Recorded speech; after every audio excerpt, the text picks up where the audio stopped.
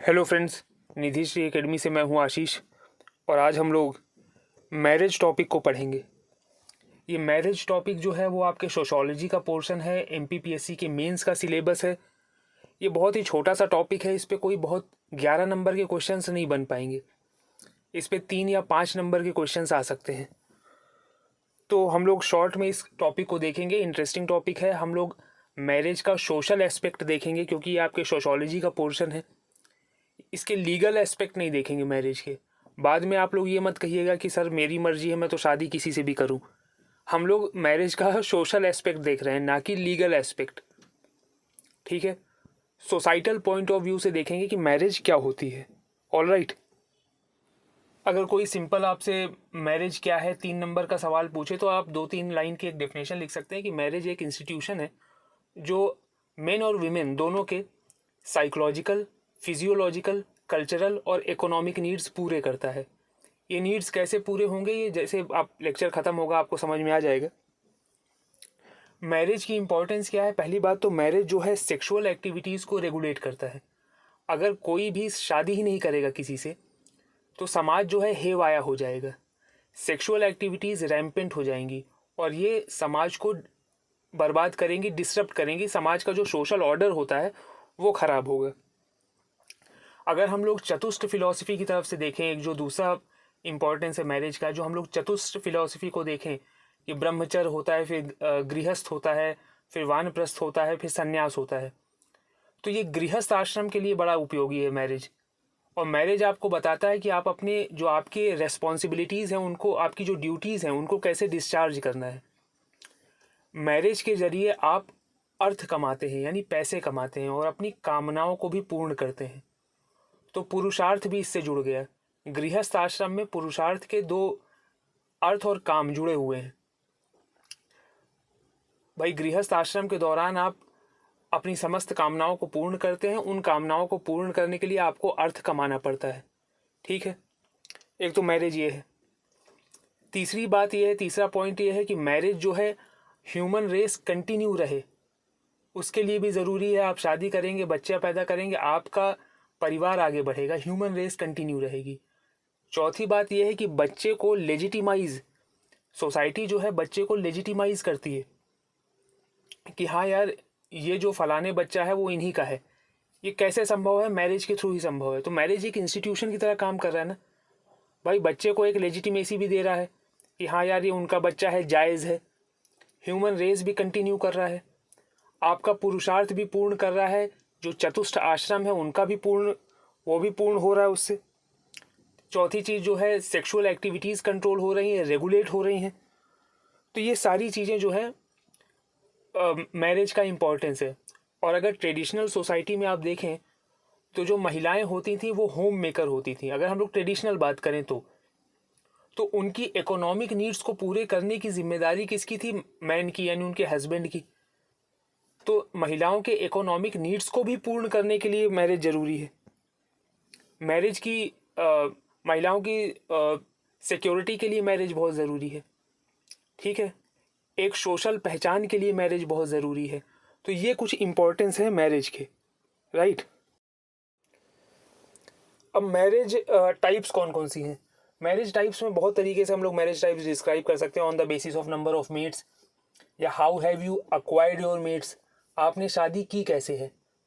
ठीक है, और दूसरा तरीका ये है कि on the basis of number of mates, आपकी कितनी पत्नियां हैं, या आप अगर आप महिला हैं तो आपके कितने पति हैं। उस हिसाब से मैरिज को डिस्क्राइब किया जा सकता है। तो आप लोगों को मालूम ही है मैरिज 2 प्रकार की होती हैं, एक मोनोगैमी है, एक पॉलीगैमी है। पॉलीगैमी भी 2 प्रकार की होती है, पॉलीजिनी है, पॉलीएंड्री है।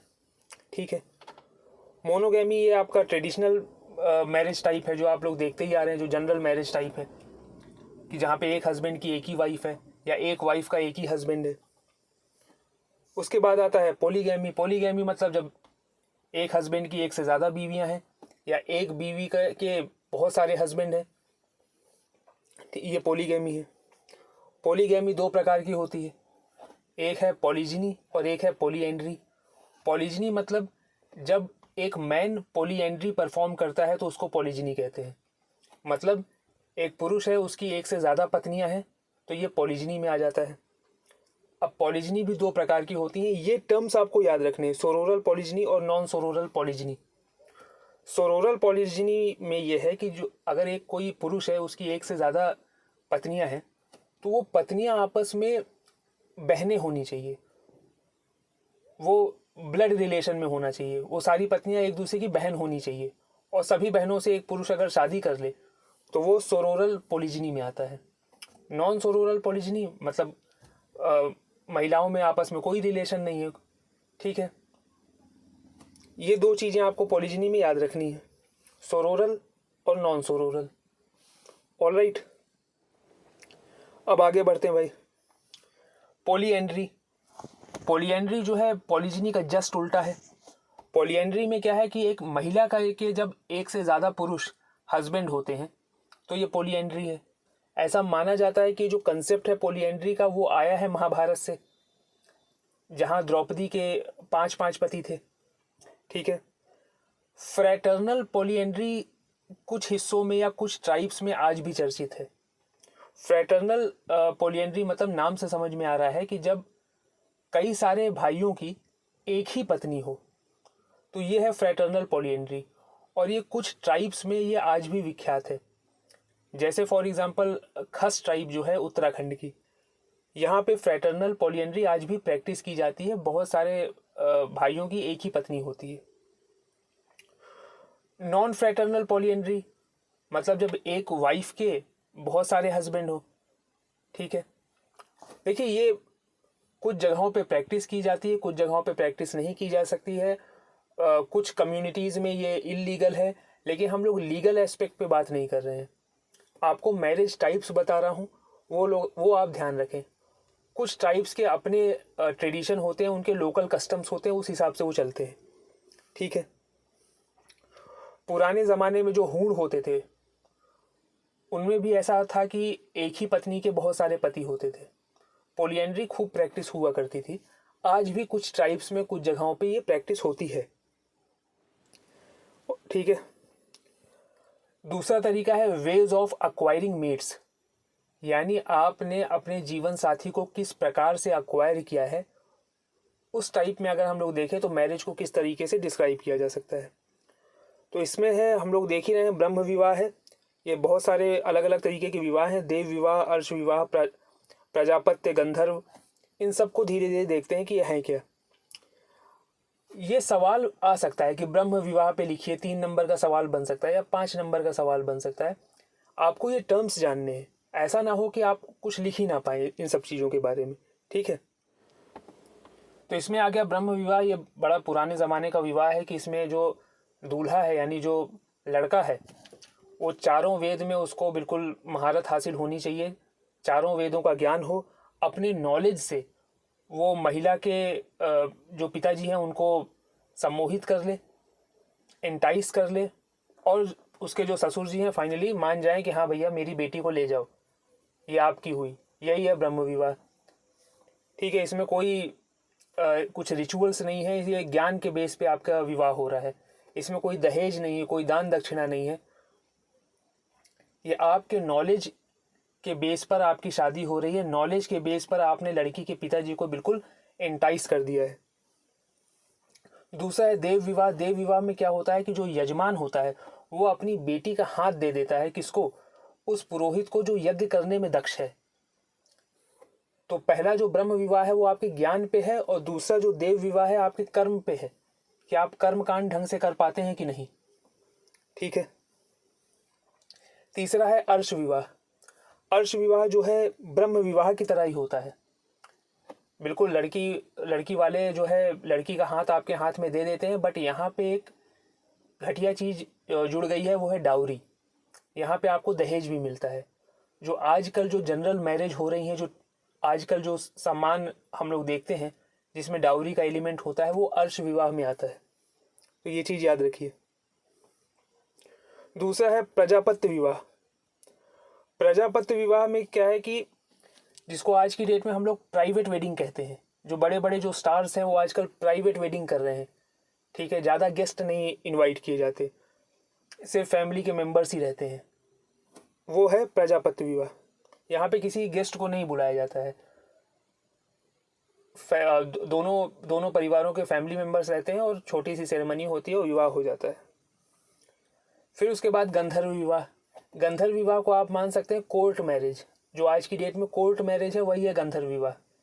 ठीक है, इसमें किसी भी तरीके के रिचुअल्स नहीं परफॉर्म होते हैं, लेकिन विवाह हो जाता है। कोई मैरिज रिचुअल्स, कोई सात फेरे, कुछ भी नहीं है। यह है गंधर्व विवाह। दूसरा है असुर विवाह। असुर विवाह में क्या होता है, उल्टा काम होता है। मतलब दूल्हा जो होता है वो दुल्हन के घर वालों को दहेज देता है। यहाँ पे दहेज उल्टा हो रहा है। दूल्हा के पिताजी जो है दुल्हन के पिताजी को दहेज देते हैं और कहते हैं कि भैया आप अपनी बेटी की शादी हमारे बेटे से कर लीजिए, हम आपको दहेज दे रहे हैं, हम आपको पैसे दे रहे हैं। तो ये असुर विवाह खराब इसलिए है क्योंकि यहाँ पे आप ब्राइड को सेल कर रहे हैं कुछ पैसों में कि हाँ हम अपनी लड़की दे देंगे, आप बदले में हमको पैसा दे दो। अगर आप रामायण को पढ़ेंगे तो राजा दशरथ और कैकेयी का विवाह असुर विवाह कहलाता है। ठीक है, उसके बाद हम लोग आ जाते हैं राक्षस विवाह में। ये सारे छोटे छोटे विवाह हैं, इनमें बहुत ज़्यादा पीएचडी नहीं करना है, इनका नाम जानना है, इनके बारे में आप कुछ लिख सको, आज के सिचुएशन से कनेक्ट कर सको, आज के परलांस में इनको ढाल सको, बस बहुत है। तो राक्षस विवाह क्या है? राक्षस विवाह ये है कि जब आप दुल्हन को बाई फोर्स अबडक्ट कर लो। ये इलीगल है, ये आप नहीं कर सकते आज की डेट में, लेकिन ये राक्षस विवाह भी हमारे समाज में होता था। उदाहरण है भगवान श्री कृष्ण और रुक्मिणी का विवाह, जहाँ पे रुक्मिणी को बाई फोर्स भगवान श्री कृष्ण ने एबडक्ट कर लिया। ठीक है, अब वो भगवान कृष्ण थे, अब आप ये सब मत करिएगा, नहीं तो फिर आप जेल में पड़ेंगे। फिर पिशाच विवाह। पिशाच विवाह नाम से समझ में आ रहा है ये बिल्कुल पूरी तरीके से इलीगल है। यहाँ पे महिलाओं से शादी की जाती है, उनको एज अ सेक्सुअल स्लेव अपने पास रखा जाता है। ठीक है, ये है पिशाच विवाह। तो कई तरीके के विवाह हम लोग ने देखे हैं। प्रजापत्य है, गंधर्व आजकल की डेट का कोर्ट मैरिज है, ब्रह्म विवाह है, देव विवाह है, अर्श विवाह है। ये सारे टर्म्स हैं, ये आपको मालूम होने चाहिए और इसके बारे में आप 2-4 लाइन 5 लाइन आप कुछ लिख सकें तो बहुत बढ़िया है। अब रूल्स ऑफ स्पाउस सिलेक्शन क्या है कि इस समय शादियों का माहौल भी है। हो सकता है आप में से कई लोग शादी कर भी रहे हों, और अगर शादी नहीं भी कर रहे हैं तो ये सारे मैरिज और मैरिज के प्रकार और रूल्स ऑफ स्पाउस सिलेक्शन कि आप अपनी पत्नी को, या अगर आप महिला हैं तो अपने पति को किस तरह से सिलेक्ट करेंगे, वो सब आप जानते रहिए। कुछ नहीं तो काम ही आएगा यार, शादी में काम आएगा। तो कुछ रूल्स हैं, they are based on prohibition. Prohibition मतलब ये है कि हमने एक पुरुष को या महिला को रिस्ट्रिक्ट कर दिया कि आप इसी घेरे में शादी कर सकते हैं, इससे बाहर जाके आप शादी नहीं कर सकते। कुछ ऐसे रूल्स हैं, कुछ हमने फ्रेमवर्क ऐसे बना दिए हैं, सोसाइटी ने फ्रेमवर्क बना दिए कि यार आप इससे बाहर जाके शादी नहीं कर सकते। कायदे से तो आप शादी किसी से भी कर सकते हैं, लेकिन हाँ जो सोसाइटल एस्पेक्ट है मैरिज का, उसके हिसाब से आपकी शादी जो है एंडोगेमस होना चाहिए। यहाँ पे एंडोगेमस क्या है, यानी सजातीय विवाह करें आप लोग। तो एंडोगेमी अगर आप हिंदू धर्म में देखें तो क्या है कि कास्ट में है कि सेम कास्ट में शादी करें।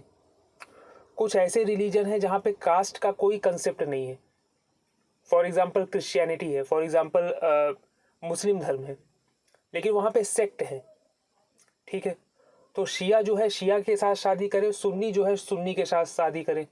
ये इंटरसेक्ट या इंटरकास्ट मैरिज ना हो पाए। या अगर क्रिश्चियंस में आप देख रहे हैं तो प्रोटेस्टेंट्स जो है प्रोटेस्टेंट के साथ शादी कर लें। ठीक है, रोमन कैथलिक्स के साथ शादी करें। ये जो सजातीय विवाह है, ये कुछ रूल्स हैं जो आपको बांधते हैं कि आप अपने कास्ट से विपरीत जाके शादी ना करें, किसी अन्य कास्ट में शादी ना करें। ये सोसाइटल कंसेप्ट है मैरिज का। बाकी आप शादी तो भैया आप जिससे मर्जी है आप उससे कर लो। ठीक है, ये चीज़ समझ में आई। क्या है, जो इस तरह के लेक्चर होते हैं ना, उसमें लोगों को आवाज़ उठाने का बहुत मौका मिल जाता है कि अरे सर ऐसे कैसे बता रहे हो, शादी तो हमारी खुद की मर्जी है और कोई रोक टोक नहीं है। वो सब रोक टोक नहीं यार, आपको सिलेबस के हिसाब से पढ़ना है। वैसे भी आपसे 3 या 5 नंबर के सवाल पूछे जाएंगे, खासकर मैरिज टॉपिक से। सोशोलॉजी आपका सिलेबस का हिस्सा है। मैरिज को जो है एक सोशल इंस्टीट्यूशन की तरह हम लोग पढ़ते हैं। ठीक है। दूसरी बात है एक्सोगेमी। तो एक्सोगेमी क्या है कि कुछ चीज़ें तो आपको सजाती ही करना है, कुछ चीज़ें आपको अंतर्जातीय ही करना है। मतलब एक्सोगेमी का मतलब ये है कि एक आपका और आपकी वाइफ का गोत्र सेम नहीं होना चाहिए, गांव सेम नहीं होना चाहिए, और लीनिएज यानी पेरेंटेज सेम नहीं होना चाहिए।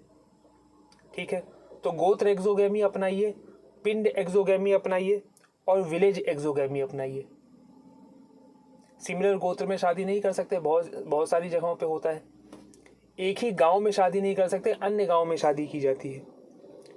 और एक ही पेरेंटेज यानी जो आपके फोर फादर्स हैं वो सेम ना हो। ठीक है। कुछ रूल्स हैं, कुछ जगह हमें एंडोगेमी फॉलो करनी है, कुछ जगह हमें एक्सोगेमी फॉलो करनी है। अब दूसरी चीज़ है जो इम्पोर्टेंट है, अनुलोम और प्रतिलोम। अनुलोम मैरिज को मान्यता दी गई है कि जहाँ एक महिला जो है, जो वर्ण व्यवस्था के हिसाब से निम्न वर्ण में है, वो किसी उच्च वर्ण के लड़के से शादी कर सकती है। यहाँ पे सिर्फ वर्ण पे मत जाइए। अगर कोई महिला है जिसके पास पैसे कम है या फिनेंशियल कंडीशन उसकी कम है, लेकिन वो शादी कर रही है ऐसे बंदे के साथ जिसकी फिनेंशियल कंडीशन अच्छी है या उसकी कास्ट ऊंची है, तो ये इसको कहा गया है अनुलोम विवाह। इसके अगेंस्ट आ जाता है प्रतिलोम विवाह। ये जस्ट इसका उल्टा है कि महिला हायर वर्ण की है और किसी वर्ण सिस्टम के हिसाब से किसी निम्न वर्ण के लड़के से शादी कर रही है। ये है प्रतिलोम विवाह। प्रतिलोम विवाह को मान्यता नहीं दी गई है हमारी स्मृतियों में, अनुलोम विवाह को मान्यता दी गई है। बस ये टर्म्स जानिए क्या है, अनुलोम विवाह क्या है, प्रतिलोम विवाह क्या है। ठीक है। बस इतने में आपको 2-3 नंबर मिल जाएंगे, इतने ही आपको चाहिए।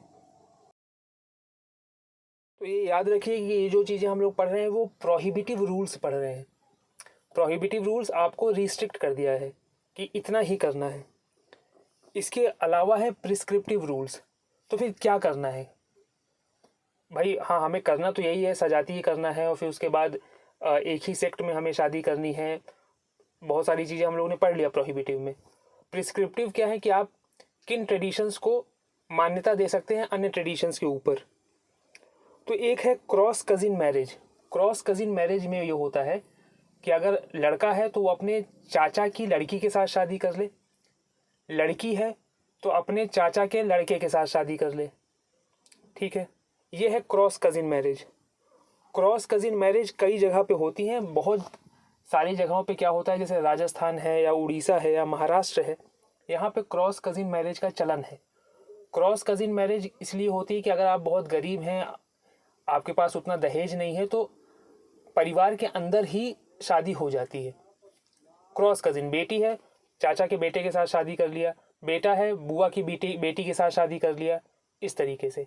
इसमें एक तो फैमिली का जो बॉन्ड है वो भी मजबूत होता है। ठीक है। रिश्ते दोबारा पनपते हैं और दहेज वगैरह का चक्कर भी खत्म हो जाता है। दूसरा है parallel cousin marriage. Parallel cousin marriage कई कम्युनिटीज़ में होती हैं। दो बहनें हैं, दोनों के बच्चे हुए, आपस में शादी कर लिए, ये है पैरेलल कजिन मैरिज। ठीक है। कुछ कम्युनिटीज़ इसको मान्यता देते हैं। एक है लेविरेट मैरिज और एक है सोरोरेट मैरिज। ये दोनों बड़े इंपॉर्टेंट हैं और ये आ सकते हैं और इनके बारे में आपको जानकारी होनी चाहिए। तो भैया लेविरेट विवाह, लेविरेट विवाह को सिंपल भाषा में कहा जाता है देवर विवाह। अगर कोई महिला है, उसका हस्बैंड की मृत्यु हो गई है, तो वो अपने देवर के साथ शादी कर ले। ये बहुत सारे ट्राइब्स में प्रचलित है, चाहे मुंडा ट्राइब्स हो, चाहे गोंड हो, संथल है, तोड़ा है, ओरान है, बहुत सारे ट्राइब्स में ये चीज़ें आज भी चल रही हैं। और ये कोई गलत चीज़ नहीं है, ये आपके सोशल प्रोटेक्शन के लिए भी ज़रूरी है। कि एक भाई महिला है, उसने शादी की, उसके 2 साल में उसका हस्बैंड मर गया, अब वो किससे शादी करे? तो वो अपने देवर से शादी कर लेती है। ठीक है। इसका जस्ट उल्टा है सोरोरेट विवाह। सोरोरेट टाइप ऑफ मैरिज में क्या होता है, इसको कहते हैं साली विवाह। अगर एक महिला है जिसकी मृत्यु हो गई है, तो उसका हस्बैंड क्या करेगा, उसी महिला की बहन से शादी कर ले। और सिर्फ मृत्यु ही नहीं हो गई है, दूसरे कारण भी हैं, जैसे फॉर एग्जांपल महिला बहुत बीमार है या बच्चे नहीं हो पा रहे हैं, बहुत सारे रीज़न हैं। बहुत सारे ट्राइब्स में ये चीज़ें कॉमन हैं, जैसे खरिया ट्राइब, गोंड ट्राइब। ठीक है। सोरोरेट विवाह, लेविरेट विवाह, ये सारी जो टर्मिनोलॉजीज़ हैं, इनको आपको याद रखना है। ये डायरेक्ट पूछा जा सकता है। आपको 3 लाइनें लिखनी है, 4 लाइनें लिखनी है, ज़्यादा टेंशन नहीं लेना है। छोटा सा टॉपिक है मैरिज। सोशोलॉजी जो है बहुत छोटा सा सिलेबस है, इम्पॉर्टेंट सिलेबस है, सवाल हर साल आते हैं। ठीक है, तो आज के लिए मैरिज के लिए इतना काफ़ी है। बढ़िया टॉपिक है, हल्का फुल्का टॉपिक है। इसको आप लोग पढ़ें, एंजॉय करें, मन हो तो नोट्स भी बना लें, कॉपी पेन लेकर बैठें। ये कोई प्रवचन नहीं है जो आप लोग सुने। बढ़िया कॉपी पेन लीजिए, शॉर्ट नोट्स बनाइए, उन्हीं को बार बार रिवाइज करते रहिए। मैं मिलूँगा आपसे अगले वीडियो में। तब तक के लिए जय हिंद।